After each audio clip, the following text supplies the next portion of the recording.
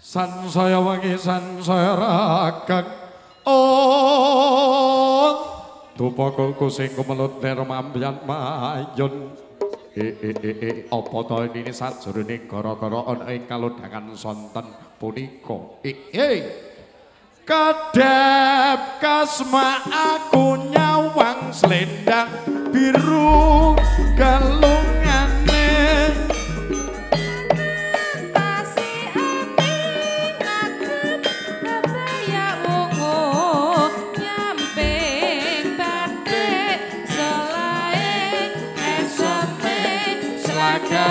gawe bingung nyapa pagunane gede paedae monggo Mas Iwan tidak datang tuk jamun ngelung pakis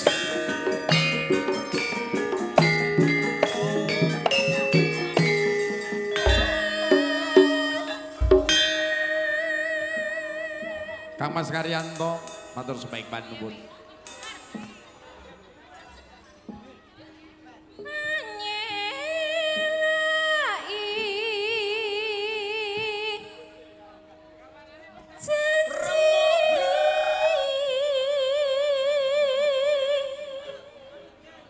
Selendang biru, selendang biru.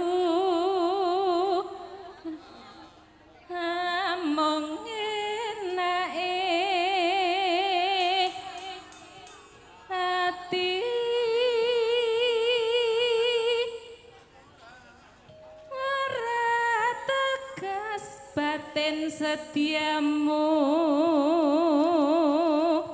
selendang biru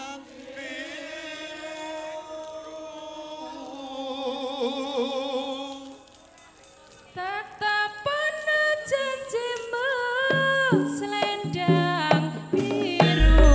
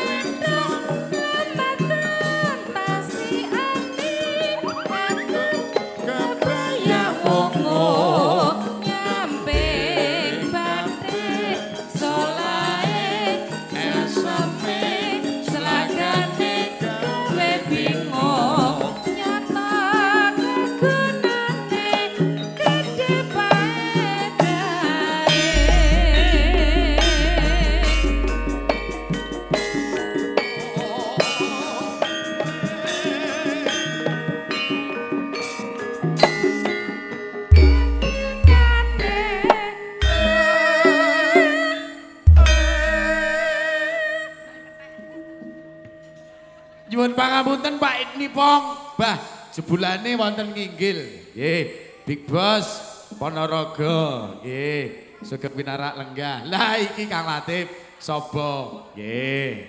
Siap.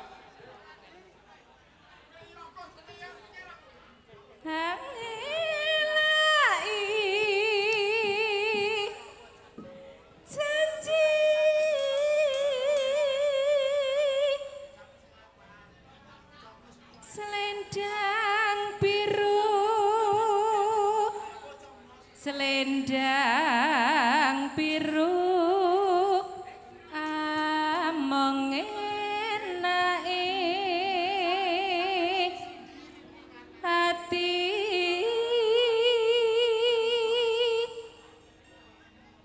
ora tegas batin setiamu.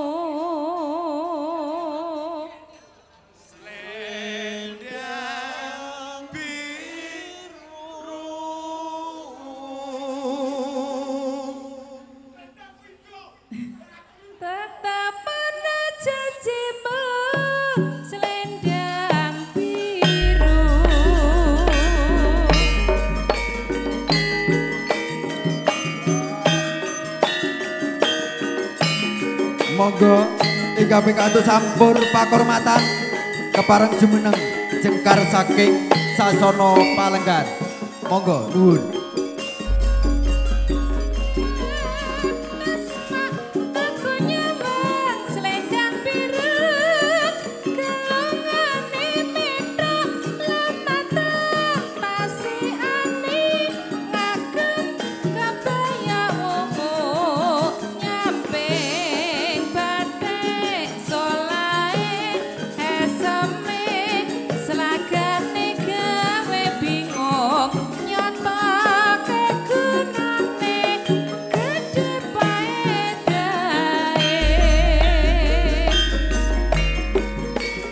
Monggo ingkang sampun pikantuk sampur kula dirjeneng jumeneng. Lajeng ngapunten ingkang kathah tayub kantun setunggal lajon menika. Sabibaripun setunggal jam tayub sampun paripurna. Sembah nuwun.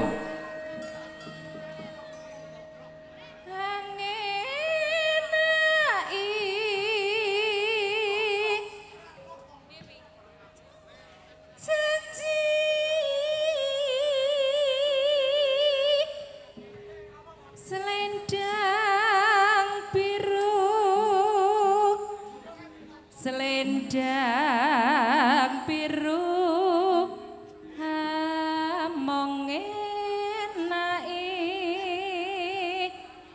ati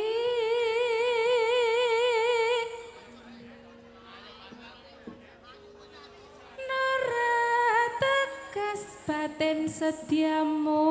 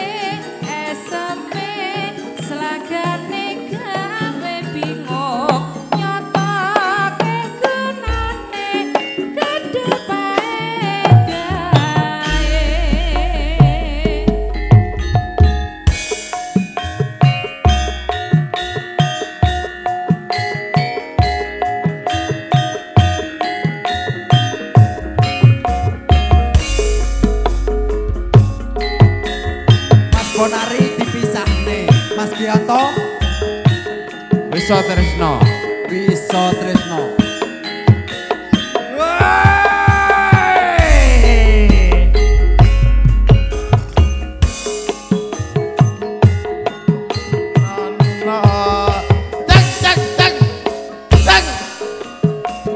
Jenenge Indonesia. penak rasane legi gurih minulan klopo abang ijo warnane sangka pohon asale ora urung wong sambang mung lenggang-lenggang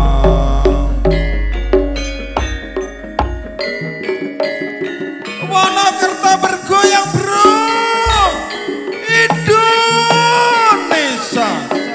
asik monggo sing badhe nyekar Yuk. Mas Kempar bluk saking Jawa Ponorogo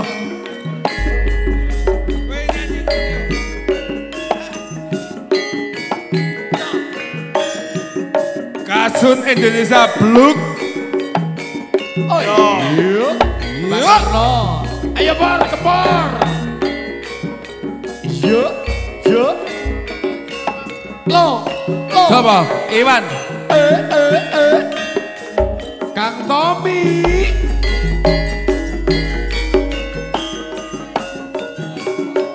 Kae lanjut Sak solah bawane.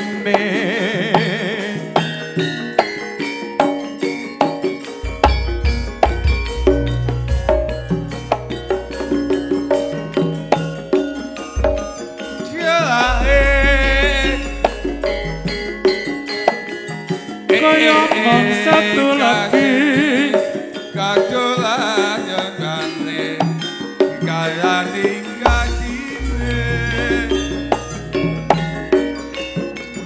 yen begitu lagi lamu ayu rupane Pak Surasaya coba asame kaya wedang bubuk saya tanpa maduk setengah keriput nadyan ayu tenan Pak Surasaya saya mundhar regeng kok nyang semake lan solah bawane esem lan guyune kaya mung setu legi setengah tua ning ayu rupane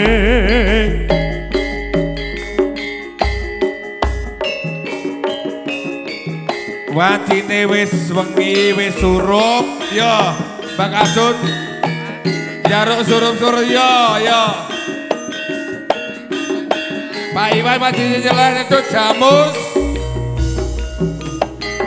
Pak Iwan Mas Gareng wajine jalan itu jamus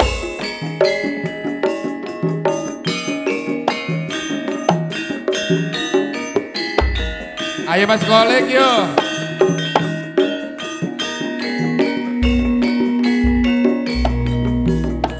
Nyuwun sewu. Kula pitaka pemedhur Pak Jaya saking campur pakel. Kuat disurup surya. Ya eling yo janji desa mono.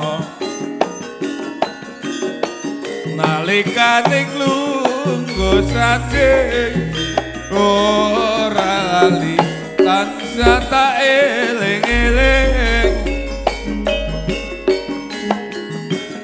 aku tansah setya sing tak jaluk kowe aja sujana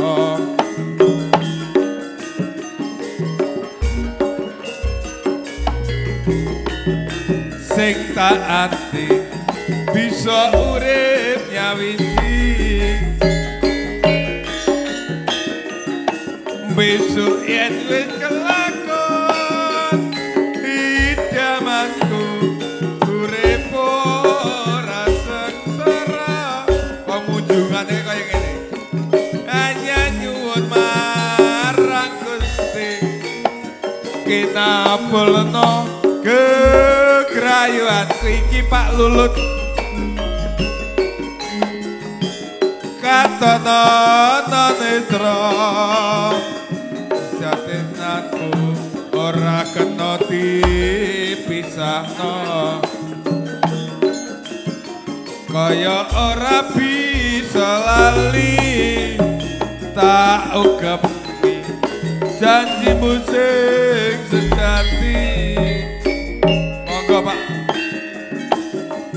semilireng angin bengi lewat ruti-ruti jendelane kamar sepi tremo krungu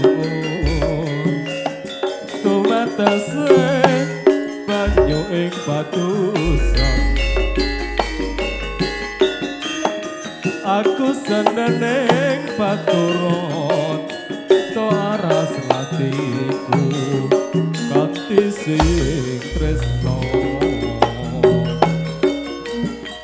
pinarung sepine wengi tetep ditrep rasane pangrasa supringai panyawanmu rasa satlesi atiku sing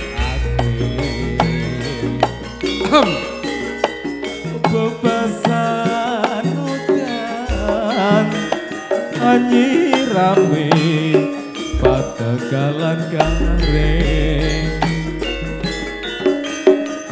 nalikane pacar esuk nyumirat madangi parut dan trenggalen angeto tak rasa kaya setresnamu ing sawengi kae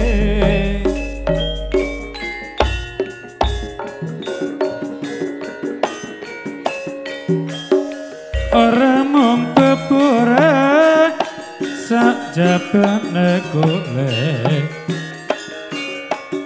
sayek dewe naya tutur lelamisan mujud samudana tumekaning saprene nalar graitaku kena beleng samon pindho janma cubluk Wulandara ijik laku ing babatan nadyan nganti dawa pikon wawayangmu mogang bisa sirna lumengketing panyawan katon saben wayah tan kena sinambut brenggolan kulon kutha gumuk kidul dalan lan cendela sensong kae saksi besok lan tetes sing loku sasaturangake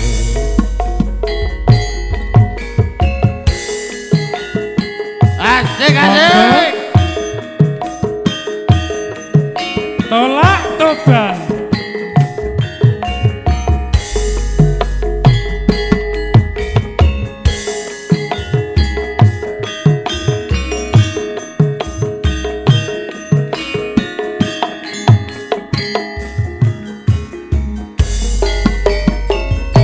tolak toban wingko babat gresik corak pingur Banyuwangi Madura sate ayame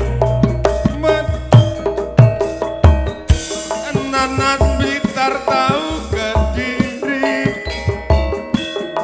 goreng lempeng ketan jeruk metiun sego goreng lamongan apel Malang gandrung Banyuwangi reyake Ponorogo lanjut Pak Tenggo iki piye to Kang Tinggo bagiono sitoke Pak Nun Kang sewu. Tinggo, Pak Sedulur Tinggo, Pacitan iki. Wis Betul Pak Apa? yo. Apa? Sing duwe karang turi ngobyok. Yo.